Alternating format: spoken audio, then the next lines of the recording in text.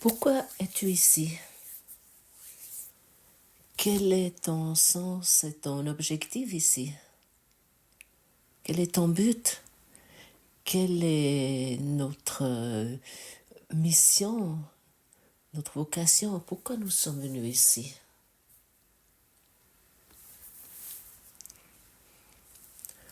Nous sommes venus ici pour offrir notre corps au Christ. C'est le seul but. C'est notre seul objectif. Et pour cette raison, tu écoutes aujourd'hui ici.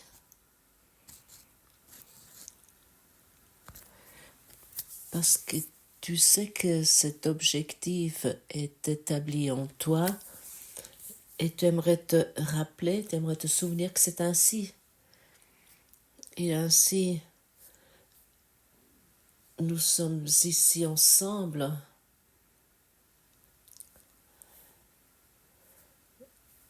pour pardonner ensemble, pour nous retrouver dans ce souvenir.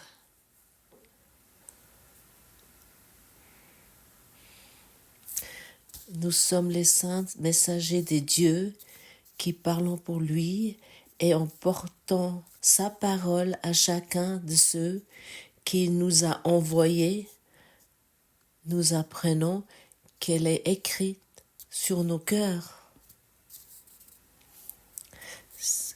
Depuis notre thème spatial, que suis-je? Pour moi, ça semble toujours être bien, ça me donne toujours un sentiment bien. Je suis le saint messager des dieux et je te parle ici ainsi en tant que le saint messager de Dieu. Et cela, je pratique déjà depuis quelques années. Et ça devient de plus en plus clair et évident que c'est exactement ainsi, que c'est vraiment ainsi.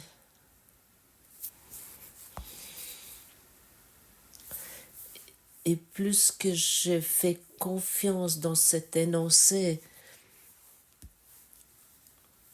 plus que je fais également confiance de regarder mes histoires non résolues.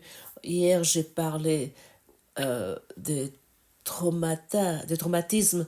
On peut également parler des blocages, à des idées auxquelles nous nous sommes attachés. Plus que je fais confiance que je suis un messager des dieux, plus que j'ai également confiance de regarder ces histoires, plus que je suis dans la confiance, et plus que je me repose dans mon individualité sur cette idée, je suis Gottfried Sumser, plus facilement je me laisse embrouiller et je protège mes blocages, je protège mes traumatismes. Et je peux même me raconter que je n'ai pas. Je peux même essayer de me convaincre que je n'en ai pas. Je fais cela pendant des longues années. Et je regarde avec une arrogance, avec une supériorité sur ceux qui se sont définis à travers ça, sans constater que tout cela, tous ces traumatismes, toutes ces choses sont établis profondément en moi. Et pour cette raison, ce cours au miracle est tellement utile. J'apprends à faire confiance à la vérité, à l'amour.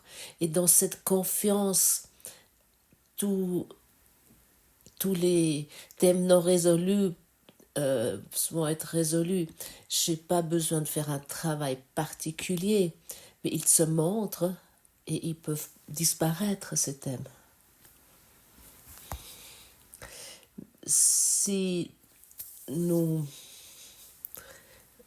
regardons depuis un point de vue classique, depuis un point de vue thérapeutique sur les choses, où il y a encore un individu, il y a un individu, le thérapeute, et un individu, le patient, qui sont il regarde sur ces choses. Bien sûr, ça peut être pendant un certain temps très utile, mais il n'y a pas une vraie solution peut être apportée. Les choses vont peut-être être apaisées. Nous nous sentons un moment, pendant un certain temps mieux, jusque ces histoires non résolues apparaissent à nouveau. L'un ou l'autre d'entre vous connaît cela certainement. Et la solution finale est que la guérison se fait à travers notre thérapeute intérieur, à travers le Saint-Esprit, qui connaît uniquement la complétude et qui va vraiment à la racine des thèmes. Et cela se passe avec plein de douceur. Parce que notre intellect n'est plus dans la capacité d'expliquer cela. Et nous n'avons plus besoin d'expliquer quoi que ce soit. Nous sommes simplement devant le miracle de la guérison.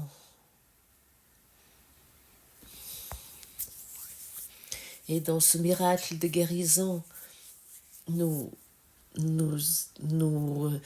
lorsque nous expérimentons cela, nous sommes avec un regard, un sourire plein de douceur que nous regardons sur ce monde, sur le monde de Dieu.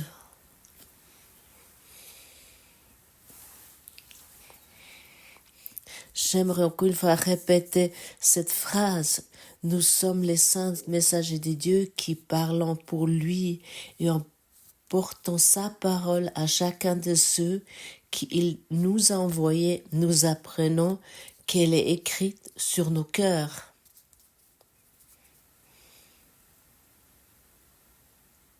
Comment serait-il si tu regarderas chaque rencontre aujourd'hui ainsi? Chaque rencontre était initiée par lui. Imagine-toi, peu importe, tu rencontres quelqu'un pour boire un café ou pour déjeuner, ou tu rencontres quelqu'un à ton lieu de travail. Soudainement, chaque rencontre va être totalement nouvelle.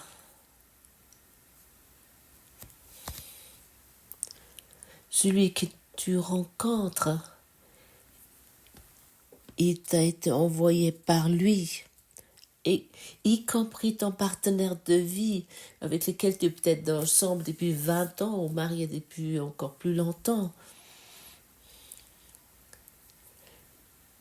Il t'a été envoyé par lui. Et ton seul devoir est maintenant de te reconnaître en tant que le messager de Dieu qui porte uniquement le message de Dieu en lui. Cela ne doit pas se faire avec des mots. Les mots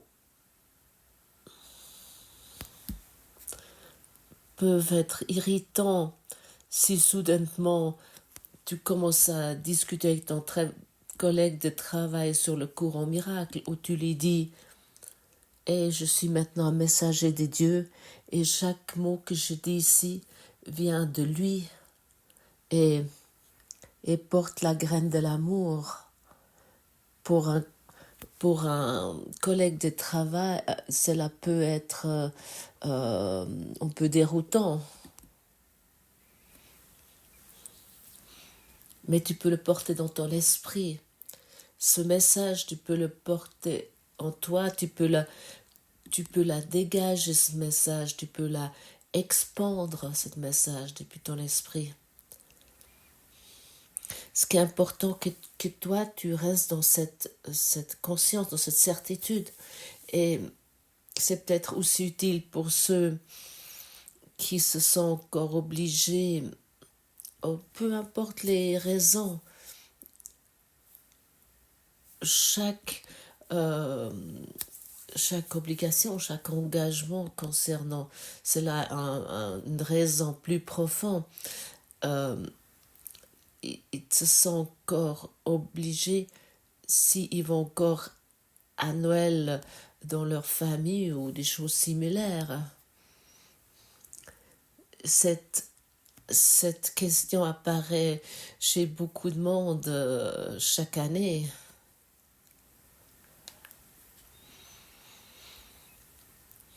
Peut-être tu te sens obligé d'y aller pour de quelconques raisons. Alors va en tant que le messager de Dieu et plus en tant que cette idée égotique où tu as cru que tu es. Va en tant que le messager de Dieu et tous ceux que tu rencontres, ils t'ont été envoyés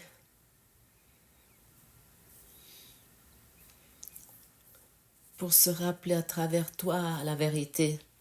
Et aussi ici, ça peut être très utile de ne pas parler du courant miracle, mais de porter ce message dans ton cœur et de l'expandre, de l'étendre silencieusement. Vérifie cela pour toi. Je peux très bien m'imaginer qu'il y ait des rencontres dans lesquelles tu te trouves ensuite sont soudainement totalement autres parce que les conversations changent. Et maintenant tu dis peut-être, oh là, il devrait vraiment avoir un miracle pour que les conversations changent. Oui. Alors demande à Jésus, quel miracle je devrais réaliser dans cette rencontre?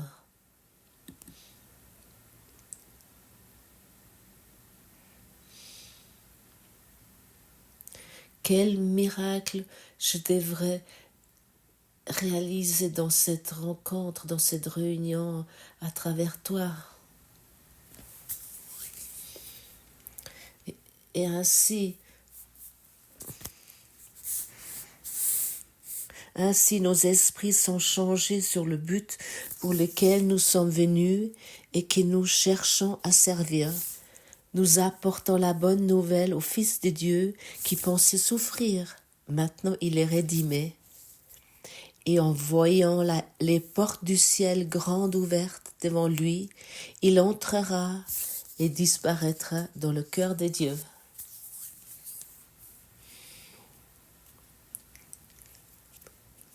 Nous apportons la bonne nouvelle au Fils de Dieu qui pensait souffrir. Et Noël est certainement un bon moment d'apporter une bonne nouvelle à tous ceux qui pensent qu'ils souffrent. N'est-ce pas? C'est vrai. Oui, c'est vrai.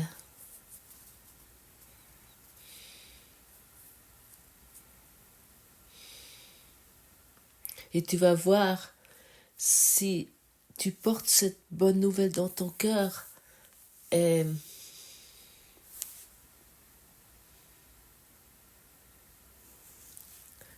tu ne donnes plus de signification à tes jugements, mais uniquement encore à la vérité. Tu tournes uniquement encore vers la vérité. À ce moment-là, tu vas t'expérimenter dans un énorme bonheur, dans une énorme joie. À ce moment-là, tu n'es plus celui qui prie l'enfant Jésus, parce que Jésus, le Christ, ne veut pas être prié dans une crèche ou sur la croix, ou peu importe. Jésus aimerait que tu le reconnaisses en tant que frère qu'il est pour toi, en tant que son frère. Et chaque fois, tu te connectes à ça là, tu mets en diapason avec lui de offrir son message au monde. la volonté de Christ se rejoint, s'unit avec la tienne. Ça veut dire la volonté de Dieu s'unit, se joint avec ta volonté. Tu dois juste avoir la volonté de vouloir porter le message de Dieu dans le monde, d'apporter la bonne nouvelle de Dieu dans le monde. Et tu t'unis avec lui, avec sa volonté. Et celui qui se unit avec la volonté de Dieu, il ne peut pas échouer dans son message.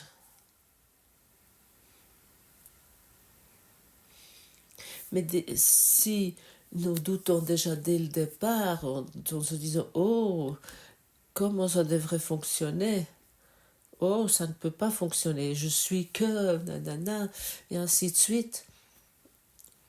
À ce moment-là, tu t'identifies avec le système de pensée égotique et tes doutes vont se montrer, ils vont apparaître. Et tu vas regarder avec un regard de séparation et de solitude sur ce monde. Vois-tu, ça ne fonctionne pas. Les gens sont toujours que les mêmes idiots. Et voilà, tu as une preuve que l'amour de Dieu, que la volonté de Dieu ne fonctionne pas. Et aujourd'hui, tu peux entendre que si seulement tu portes cette volonté en toi, si tu prends une décision pour la volonté de Dieu, tu es aujourd'hui un messager de Dieu. Et si tu t'orientes qu'après cela, tu vas pouvoir constater ça clairement en toi. Parce que tu expérimentes que l'amour. Peu importe comment les personnes autour de toi se comportent. Peut-être ils t'attaquent même, mais tu expérimentes malgré cela ta décision. Ce que je donne, je le reçois. Et tu es ouvert, tu es dans la verticalité, et tu transcendes ce continuum d'espace-temps et tu n'es plus identifié avec les choses de ce monde. Et bien sûr, cela nécessite la pratique, comme tu le sais déjà. Comme déjà formulé hier, de connaître le cours, ça ne t'avance pas.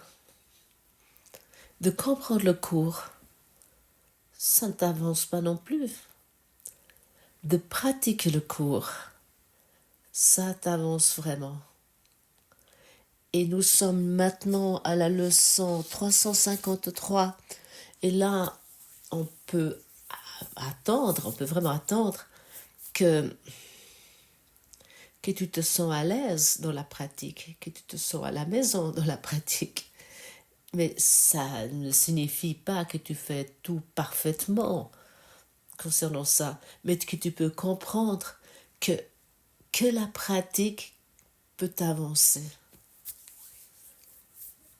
Que c'est la pratique, c'est la pratique qui est la clé pour expérimenter le pardon, pour rendre le pardon réel, pour expérimenter les miracles, pour expérimenter la force de l'amour, le pouvoir de l'amour.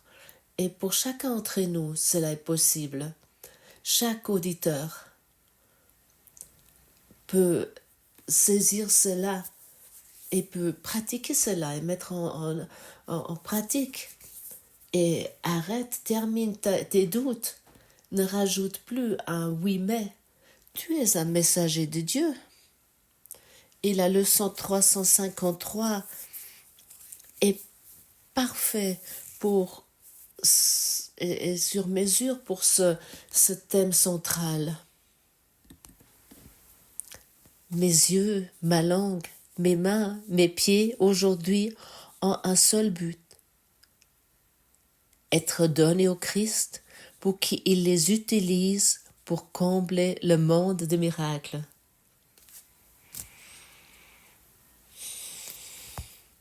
C'est le seul but du corps aujourd'hui. Le corps a été rêvé par l'ego. On pourrait dire il a été créé par l'ego dans cette illusion pour que la séparation et pour que tout ce qui est expérimenté dans ce corps pour produire tout cela, nous naissons, nous grandissons, nous racontons nos histoires de maladies, de souffrances, de la mort, et soudainement nous l'expérimentons. Bien sûr, ça devient réel ce que je me raconte. Et ainsi, nous pouvons répéter ça sans cesse. Et maintenant, nous nous ouvrons pour l'Esprit de Dieu. Nous laissons nos histoires derrière nous et nous nous permettons, peut-être tu as maintenant la possibilité de fermer tes yeux et de simplement te imaginer ce qui vient maintenant te proposer d'être mis dans ton cœur par Jésus. Mes yeux, ma langue, mes mains, mes pieds, aujourd'hui ont un seul but. Être donnés au Christ pour qu'il les utilise pour combler le monde de miracles.